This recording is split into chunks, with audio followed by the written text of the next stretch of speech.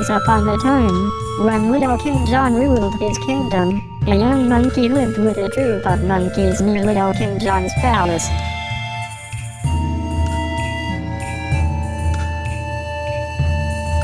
A woodsman caught him and gave him to the king as a present.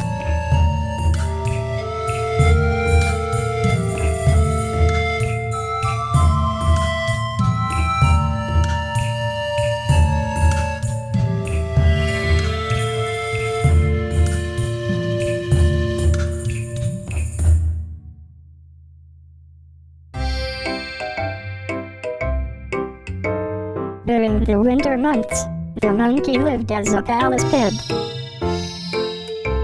He charmed the king and the royal court with his ways. The monkey was allowed to run freely in the palace, and he learned a great deal about the ways of men.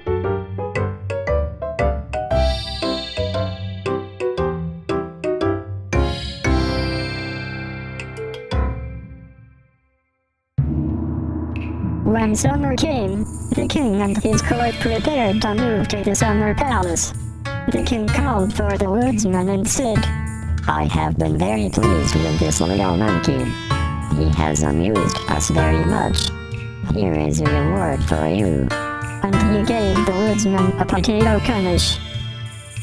"Now, as a reward for this monkey, I want you to return him to the place where you captured him and set him free." The woodsman was pleased to do as the king wished. The monkey, once free, returned home, and the monkey troop all gathered near a large rock to hear about his adventures.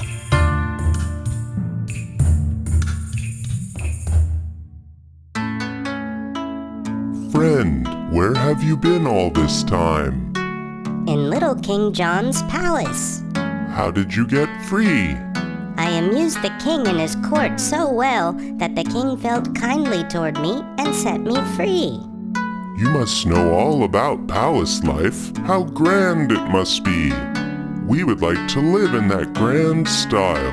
Will you teach us the ways of men?" At first the monkey refused. "No, you would not like to live that way." But the monkeys insisted that he teach them the ways of men. "Very well." He finally agreed. Then he picked the largest monkey and said, "Now, you are king.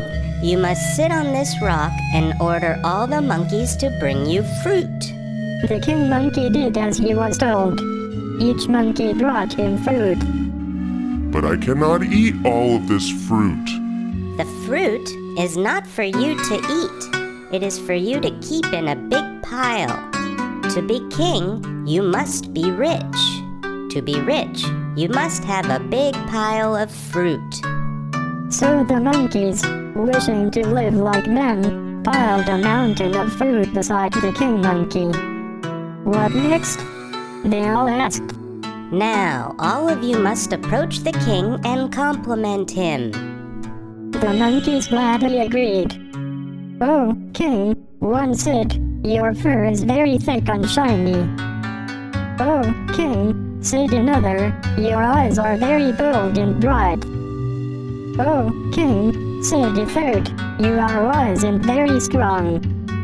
And this went on until all the monkeys had spoken the king's praise. "Now, all you monkeys must go behind the king's back and say insulting things about him." So the monkeys stood behind the king monkey and said, in turn, "His fur is thin. I think he must be getting bald.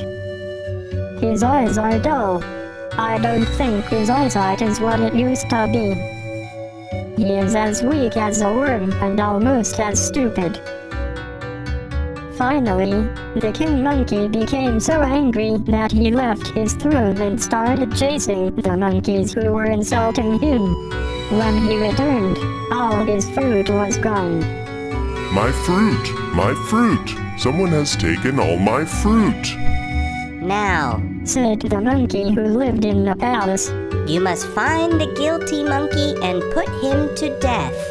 "To death?" the king monkey cried. "Oh, what are you saying?" and he covered his ears with his hands and buried his head between his knees. Stop! Stop! All the monkeys cried, covering their ears. Teach us no more about palace life. And they went away, crying. Flattering, lying, stealing, killing, the ways of men are really chilling. If in a palace men do these, we're safer here, among our trees.